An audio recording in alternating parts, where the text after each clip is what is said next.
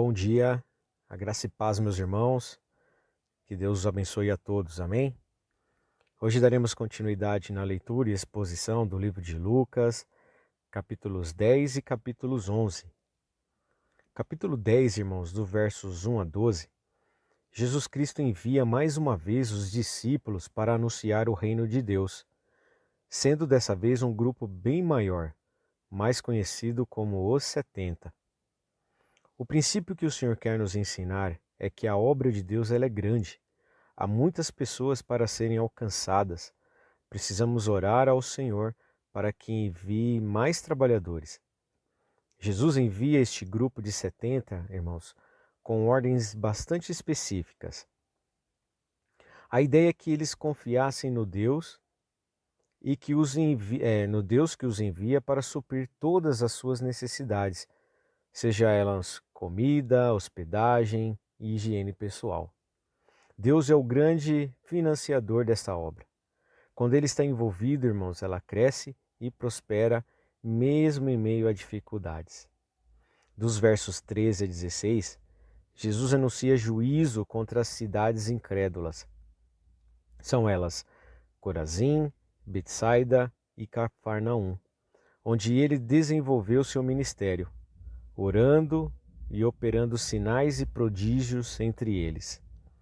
Além da poderosa evidência dos milagres entre eles, houve a ministração de seus ensinos poderosos, os quais ainda hoje mudam a vida de muitas pessoas. Mesmo tendo recebido tanto de Deus, estas três cidades não apresentaram o arrependimento esperado pelo Filho de Deus. A decepção, entre aspas, com elas, foi tão grande que ele declara que se em Tiro e Sidom, duas cidades gentílicas, tivesse feito o mesmo, os efeitos seriam maiores. Precisamos, irmãos, estar atentos para não desenvolver uma vida de incredulidade. Devemos ter em mente que, sem fé, é impossível agradar a Deus, como vimos lá em Hebreus capítulo 11, verso 6.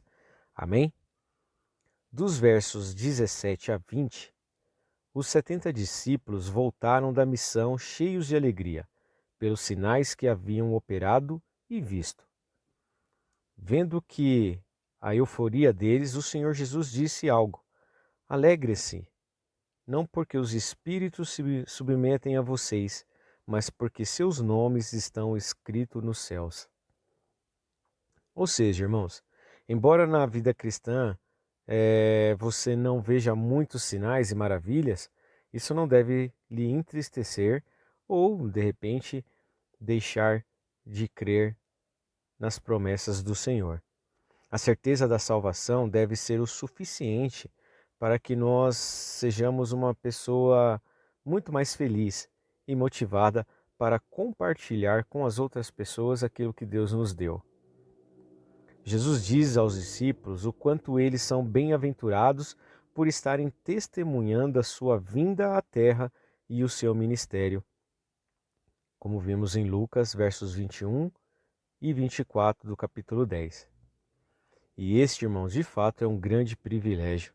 Esses homens e mulheres foram os responsáveis para que esta mensagem chegasse até nós e ao longo dos séculos seja anunciada a diversas gerações.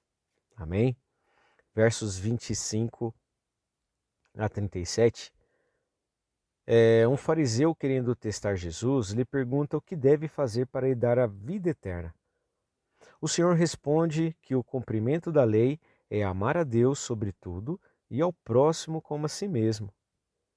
Como pano de fundo para este ensino, o Senhor conta a parábola do bom samaritano, deixando bem claro para o fariseu o que significa amar ao próximo. O princípio estabelecido não é o de ser salvo pelas obras, o princípio é o de que quem ama a Deus, sobretudo, reconhecerá Jesus como Senhor e Salvador e guardará os seus mandamentos. Além disso, praticará os ensinamentos de Jesus referentes ao amor ao próximo. Ou seja, irmãos, é um resumo de tudo aquilo que precisamos crer e também fazer. Amém? Versos 38 a 42 este episódio nos ensina muito mais sobre prioridade e valor. E aqui nós estamos falando de Marta e Maria. Enquanto para Marta, né, era muito importante dar atenção e servir bem as visitas, Maria, sua irmã, priorizou parar para ouvir Jesus e aprender com ele. E essa é uma lição muito abençoada e muito profunda, não é verdade, irmãos? Precisamos saber discernir o que é mais importante, ser agradável ou aprender de Deus. Maria nos ensina que os ensinamentos de Jesus são mais importantes que comida ou bebida. Sendo assim, precisamos parar tudo o que estamos fazendo para ouvi-los. E com isso, irmãos, nós finalizamos o capítulo 10. Amém? Vamos prosseguir para o capítulo 11?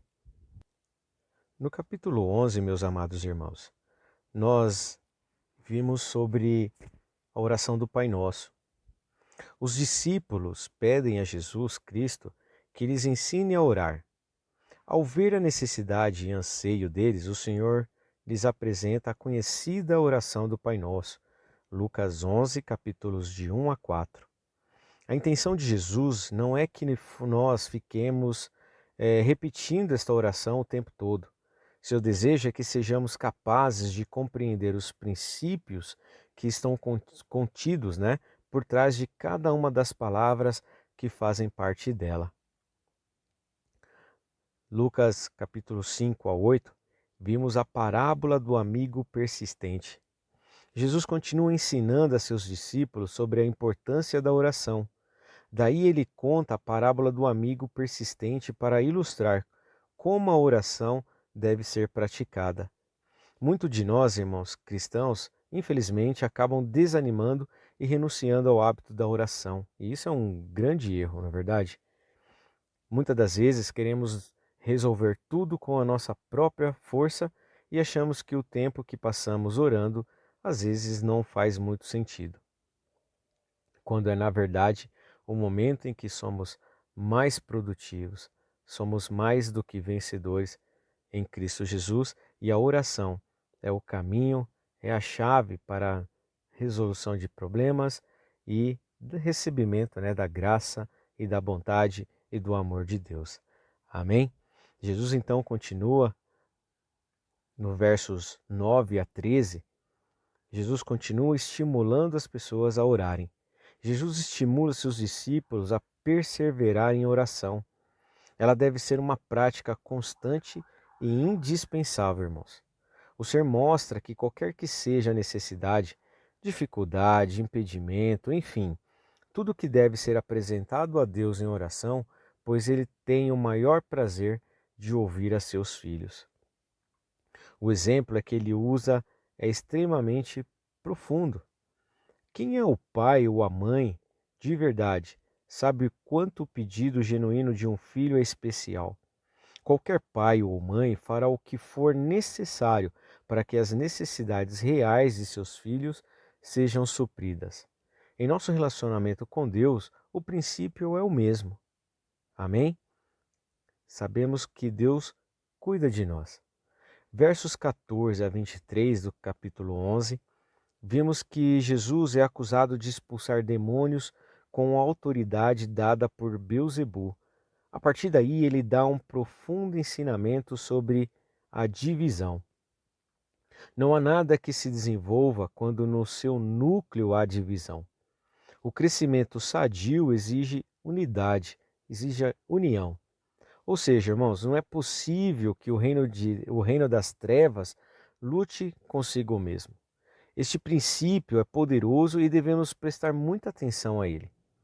Se estivermos em um ambiente de divisão, seremos afetados de alguma forma, seja na igreja, seja na família, seja no trabalho ou até mesmo nas nossas emoções. Devemos buscar a Deus, buscar ao Senhor e a Sua palavra de forma que o Espírito Santo de Deus tenha acesso ao nosso coração e nos dirija por os caminhos de unidade, segurança, graça e amor. Em dado momento, irmãos, uma mulher da multidão exclamou: Feliz é a mulher que te deu a luz e te amamentou. A resposta de Jesus é surpreendente. Ele deixa claro que mais feliz é quem ouve a palavra de Deus e a pratica. E que podemos aprender com isso? Que Jesus não é um narcisista louco por admiração e prestígio. Seu principal objetivo é que os verdadeiros adoradores o adorem em espírito e em verdade.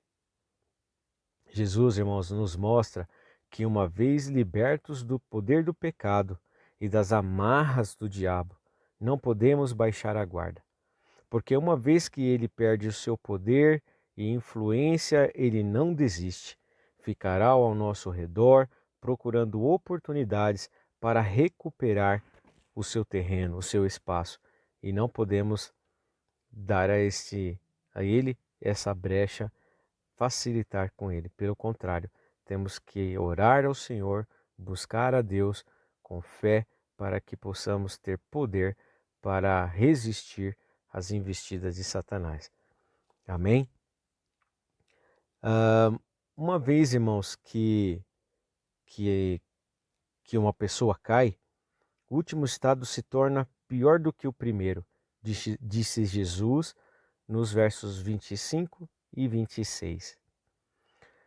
Versos 27 e 28, após ouvir o ensino de Jesus, uma mulher maravilhada com ele louvou a Deus por sua vida e disse que sua mãe era bem-aventurada. E finalizando o capítulo 11, e também a leitura do dia de hoje, mas o Senhor lhes respondeu que mais feliz era aqueles que ouviam seu ensino e o praticavam. Irmãos, não podemos deixar nos impressionar com aquilo que é aparente, pois para o reino dos céus o que é aparente não importa. Amém? Jesus, então, irmãos, continua nos exortando ao apego da palavra de Deus, que é eterna e poderosa e suficiente para aperfeiçoar nosso caráter para a entrada no reino. Versos, irmãos, 29 e 32 do capítulo 11. Algumas pessoas cercam Jesus e lhe pedem sinais, mas ele recusa. Jesus anuncia que os sinais que lhe serão dados serão os das Escrituras. Desde o Gênesis até os seus dias, o que eles veriam de agora em diante é o cumprimento do que foi dito pelos profetas. Isto é, irmãos, o Filho de Deus seria morto pelos homens, e assim como Jonas passou 3 dias no ventre do grande peixe, e depois foi trazido à terra, ao terceiro dia ele ressuscitaria dentre os mortos. Versos 33 a 36, vimos a parábola da candeia. O Senhor Jesus veio para nos apresentar a luz do Evangelho, e essa luz ela é poderosa para mudar a nossa vida e restabelecer o nosso relacionamento entre o pecador e o seu Criador. Contudo, irmãos, uma vez que o pecador não considera a pregação do Evangelho e não se arrepende, qualquer ato de bondade que possa brotar dele não é genuíno. Só há bondade real, irmãos, por trás dos atos de uma consciência iluminada pelo Evangelho. Todo o restante é um reflexo disso. Versos 37 a 44 do capítulo 11, Jesus repreende os fariseus. Jesus critica, irmãos, a atitude legalista dos fariseus, que tanto se preocupa com o exterior e esquece de dar frutos dignos de arrependimento. Depois de ter convidado Jesus para uma refeição, o fariseu começou a censurar ao Senhor em seu íntimo.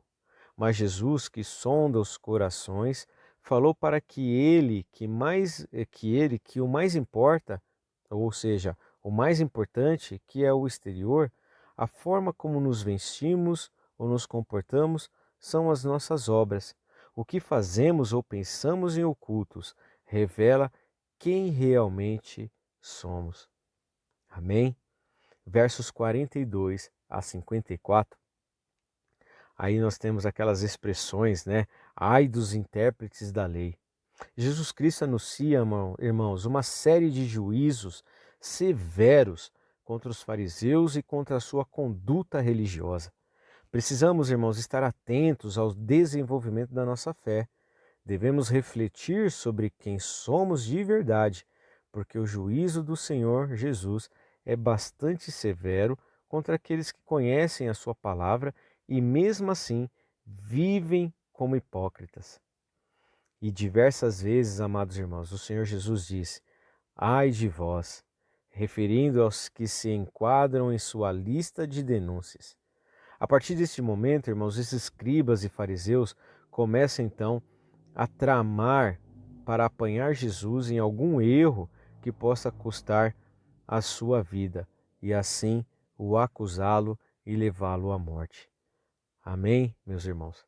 Com isso nós finalizamos o capítulo 10 e 11 do livro de Lucas. Amados irmãos, que Deus os abençoe e até amanhã. Fiquem com Deus.